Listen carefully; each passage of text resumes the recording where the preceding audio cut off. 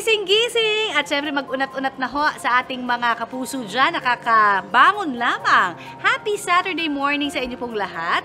And syempre, ako ho ang inyong kaagapay sa kalusugan, gising na rin. Connie Season, syempre na aking makakasama this Saturday morning na ating internist and health and wellness expert. Walang iba kundi si Doc Oy Balburias. Siya naman po ang nakatokang sagutin ang lahat ng mga ipapadala ninyong health-related questions. Kaya, abangan yan sa pagbabalik ng Pinoy MD dahil basta usaping pangkalusugan, ito ang legit. Ngayong umaga sa Pinoy MD, papaano ko ang simpleng paglilinis ng bahay mauwi sa aksidente? Ano ang dapat gawin? At isang komunidad sa Cavite, tunuturuan ng organic farming para masustansya ang ihahain. Samantala, narito muna ang ating internist and health and wellness doctor. Siyempre, walang iba kundi si Doc Oy Balburias para sagutin na nga ho ang mga ipinadala nyo sa aming Facebook questions. Eto na, Doc. Good morning. Good morning, Connie, at good morning po sa ating mga kapuso na nakatutok sa atin ngayong umaga. First question for you, Doc. Ang tanong mula kay Glady, may pagkain daw ba na makakatulong sa anxiety at para syempre mapabilis makatulog? Glady, ang pagkain na makakatulong para sa anxiety at makakatulong din sa pagtulog ay yung mga tinatawag nating tryptophan-rich foods. No? Ang tryptophan, Glady, ay isang amino acid, no? Or galing ito sa protina, pwedeng galing sa pagkaing hayop or pagkaing halaman. No? So ang isa sa pinakamataas na sources ng tryptophan ay ang chicken breast actually. No? O kaya sa pagkaing halaman naman ay naglalaman ito, ang mataas na sa tryptophan ay ang mga legumes, no? Tulad ng miso, or yung tempe, miso, yan, at saka mga nuts, no, like almonds, Brazil nuts. So yan yung mga matataas ang tryptophan. Ang tryptophan kasi, Glady, makakatulong ito sa pag-produce ng tinatawag nating serotonin, no, o yung neurotransmitters na nagre-regulate ng ating mood, ng ating appetite at ng ating pagtulog, no? At ang serotonin din, maganda siya, galing sa tryptophan, sapagkat ito rin tutulong para mag-produce ang ating katawan ng tinatawag nating melatonin, no? Ang melatonin ang siyang tumutulong para masustain natin ang mahaba at malalim na pagtulog. Next question. Totoo raw bang hindi healthy kainin ang mga prutas na matatamis? Ang tanong na yan mula kay Perla San Antonio. Perla, alam mo may mga prutas kasi na meron tayong tinatawag na glycemic index na property ng prutas or gulay, no, or glycemic load. Itong glycemic index, ito ay score na binibigay sa isang prutas kung gaano ito kabilis bilang isang carbohydrates ay mako-convert o mapapataas nito ang ating asukal or ang ating asukal sa dugo. May mga prutas na napakataas talaga ng glycemic index score, no, up to 100 points yan eh, no. So prutas tulad ng pakwan, saging, pinya, yan matataas yan, ano. So kung masyadong mataas ang glycemic index score ng isang pagkain, mabilis nitong papataasin ang ating asukal sa dugo. At pag tumataas ang asukal sa dugo, mabilis ding magre-release ang ating katawan ng insulin. Nagkakaroon ito ng tinatawag nating insulin surge, no? Ito, pag tagal-tagal ay hindi maganda sapagkat magdudulot ito ng mga kondisyon tulad ng insulin resistance, no? Lalo na kung masyadong mataas ang glycemic index score or glycemic index load ng pagkain, whether prutas or gulay. Sa video na kuha ng isang content creator, makikita ang kanyang pagse-self video habang naglilinis ng kanilang aircon. Pero ang dapat sana ay nakatutuwang content na uwi sa disgrasya. Kumusta na kaya ngayon ang babae sa video? Samantala, caught on cam din ang pagkahimatay ng isang park goer habang nakasakay sa ride na top spin. Ang buong kwento mamaya na, dito lang sa Pinoy MD.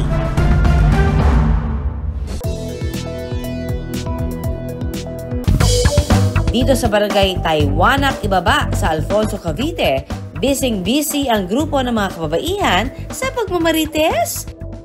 Pero wag daw silang i-judge agad dahil ang kanilang maanghang at malulutong na tsikahan hindi raw buhay-buhay ng kanilang kapitbahay, kundi ang pag-organic farming. Nagsimula raw ang gawain nilang ito noong 2020 nang makumbinsi nila ang lokal na pamahalaan ng Alfonso na bumuo ng organisasyon sa mga kababaihan. Natasan po kami na kailangan mag-put-up ng Women's Council dito po sa bayan ng Alfonso. Kasama sa women empowerment sa kanilang barangay ang iba't ibang livelihood programs. Kasama na riyan ang pagtatanim at pagbibenta ng mga gulay na organic. Dito sa bayan ng Alfonso, marami talagang lupa na nakatiwangwang na kung saan yun po yung naisipan namin na gawing pangunahing proyekto at programa para sa mga kababaihan. Dahil nga po, unat sa lahat, para matulungan ang bawat kababaihan pagdating sa pangkabuhayang aspeto. So, yung health benefit po nito sa organic farming. So, syempre, unang-una, sustainable nito. Napapaikli nito yung farm to fork journey niya. So, parang mas less na siya or less susceptible na siya sa pagkasira nung pagkain natin. Ayon sa grupo, mahalaga raw sa organic farming ang pataba o lupang gagamitin.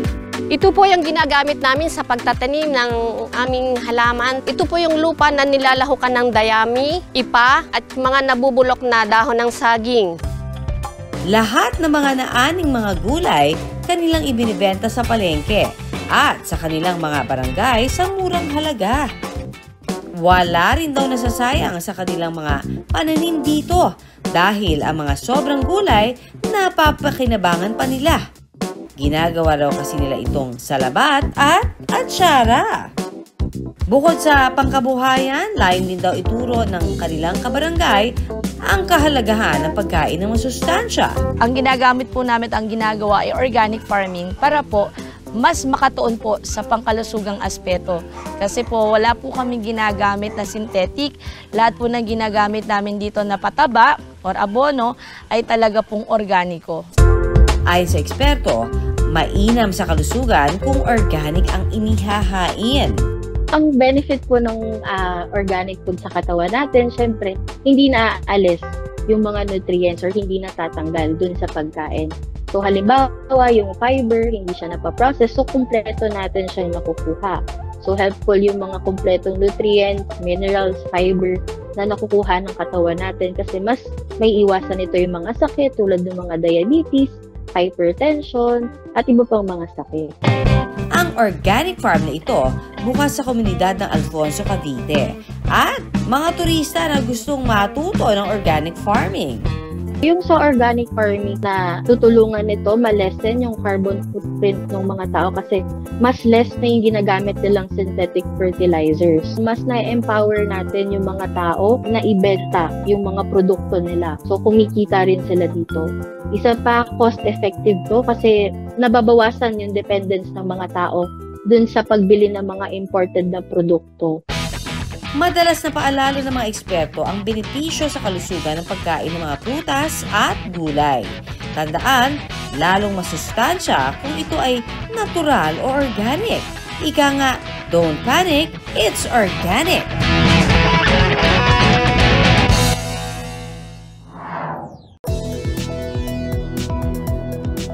Ako dari sa lugar. Ano yung lugar? Paggawa ng mga content online ang pinagkakaabalahan ng 29 na taong gulang na si Miraflor na taga Bukidnon.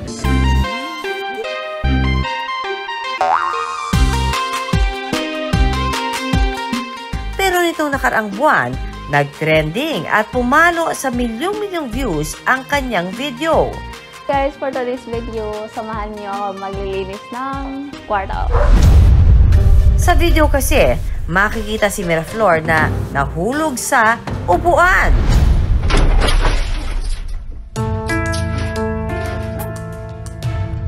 Kwento ni Miraflor, naglilinis daw siya ng kanilang bahay nung araw niyon. Naglinis kasi ako ng bahay that time. Nakita ko yung aircon na madumi na, so sinali ko na lang siya sa paglilinis.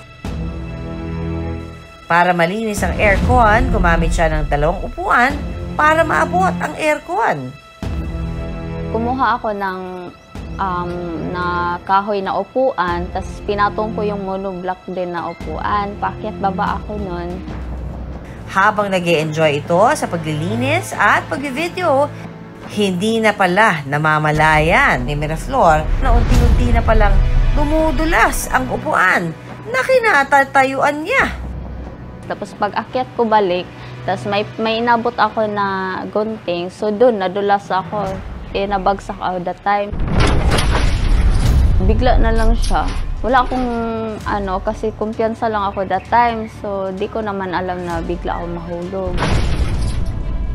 Sa lakas ng pagkakabagsak ni Miraflor, tila bumaloktot daw ang likod niya at nahirapan siyang makatayo. Hindi ako nakahinga that time kasi sobrang lakas ng impact ng pagkahulog ko that time. So yung natamaan talaga sa parte ng katawan ko is dito, braso. So hindi siya nasugatan, nagkapasa lang siya. Base dun sa video, the injury could have been as mild as muscle strain lang. Ang pinaka-worst case scenario nito is what you call spinal cord injury, wherein yung pinaka-spinal cord mismo ay na-injure at pwede po siyang maparalyze sa legs, pwede rin po siyang magkaroon ng kahirapan umihi at dumumi. Matapos ang aksidente, nakaramdam daw si Miraflor ng pananakit ng katawan, lalo na sa bandang likod niya. At para maagapan ang sakit, naisipan niyang pumunta sa isang chiropractor. Kasi baka may ugat na ipit doon. So yun yung naisipan ko na kuhain. Nagpa-chiro lang ako after 3 hours. Pero sa tingin ko wala namang sa akin na balik. Ilang araw matapos ang chiropractic session ni Miraflor, nabawasan naman daw ang pananakit ng kanyang likod. Ang problema, hindi raw tuluyang nawala ang sakit. Okay naman, nabawasan yung sakit. Pero meron pa talagang konting sakit after nung nagpa-chiro ako. Pero ang tanong ngayon ng ating mga kapuso, Doc, safe bang magpa-chiropractic therapy matapos mahulog o bumaksak? Nagpapa-chiro tayo, they actually do high amplitude, low velocity thrust. So, pinapakrak po yung mga buto natin. With an injury like that, without an x-ray or without an MRI, hindi po natin alam kung may mga bali po tayo sa buto, may na-injure po tayo sa pars interarticularis. When you do a thrust like that, there is a high probability that if there is a fracture, pwedeng lumaki yung fracture or lumihis yung buto. Dagdag pa ng mga eksperto, now, if there is a disc problem or a nerve problem, pwede pong maipit yung nerve lalo sa ginawa natin. may balak naman daw si Miraflor magpa-check up sa doktor pero tila pinangungunahan daw siya ng takot. Yung naramdaman ko ngayon, yung natamaan talaga pag nag-upo ako ng matagal. Kasi wala pa ako earphone. Takot din ako. Baka makita sa dito sa spinal cord. Di pa ako ready. Dapat pinasuri niya muna ng maayos at from our assessment, doon namin makikita kung kailangan ba namin pa-x-ray yung pasyente or pwede namin siya pa-MRI. Sa ngayon, natuto na raw si Miraflor na maging maingat kahit sa simpleng paglilinis ng bahay. Dapat maging maingat ka sa mga lahat ng gagawin mo, lalo na pag nag-aakyat ka sa kasi di maiwasan yung aksidente talaga. Now, what we can do, anytime pag nalaglag kayo or nahulog kayo, always make sure that you see a doctor as early as possible. Pasuri natin ng maayos. Samantala, ngayong Christmas holidays, kalibat kanan ang outdoor activity na swak sa family bonding at gala. Pero, kapuso, mag-ingat lalo na sa pagsasakay ng mga rides. Baka kayo'y mahilo.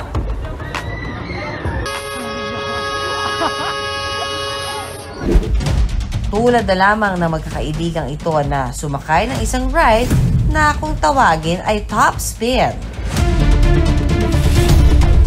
Ang tatlo nagpaikot-ikot sa ere. Pero ang masaya ng extreme experience, nauwi sa kaba. Ang isa raw kasi nilang kasama na si Leo, biglang nawala ng malay? Ayon sa eksperto, ang nangyari kay Leo ay tinatawag na motion sickness. Karaniwang nangyayari daw talaga ito sa mga extreme rides. Nagkakaroon daw kasi ng sensory mismatch sa ating mga mata, inner ear, at katawan, dahilan para makaramdam ng pagkahilo at ng pagsusuka. Kasi once kasi na nagkaroon ng motion sickness, nagkakaroon talaga ng signal papunta sa ating mga utak, kaya nagkakos na ito ng dizziness o kaya pagsusuka. Nagkakaroon kasi ng mga imbalance ng mga dun sa lente ng mata, yung mga nakikita nila o kaya dun sa balance dun sa ears nila. Kasi usually ito kasi yung mga organs kung saan nagkakaroon talaga ng balance sa ating mga dun sa ating mga motion. Paalala ng mga eksperto, kailangan daw alalayan ang taong nawalan ng malay. So once kasi na mga ganito, pwede din magdala or kaya mag-inhale ng mga liniments or sabihin natin menthol para at least naman mas mag-o-open talaga yung sabihin natin yung airways din natin o kaya nagkakaroon talaga ng yung soothing effect. Dagdag pa ni Doc, kailangan din natin yung may laman din yung tiyan natin or sabihin natin kahit hindi naman importante puno, no, dapat meron din laman, no, para at least naman yung sugar level natin nandun pa rin at ma-maintain. Sa ngayon, nasa magandang kalagayan na raw si Leo. Mga kapuso, mag-ingat po tayo sa lahat ng oras, sa loob man o labas ng ating mga tahanan.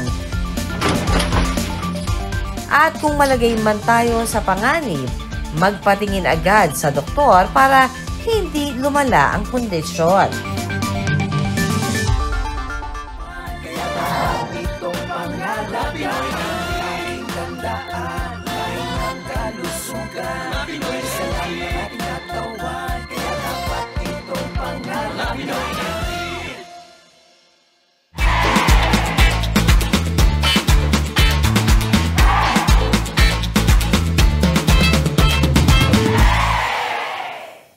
Maraming salamat sa pagtutok sa Pinoy MD. Para po sa iba pang kaalaman tungkol sa ating kalusugan, mag-subscribe na sa GMA Public Affairs YouTube channel. And of course, don't forget to hit the bell button for our latest updates.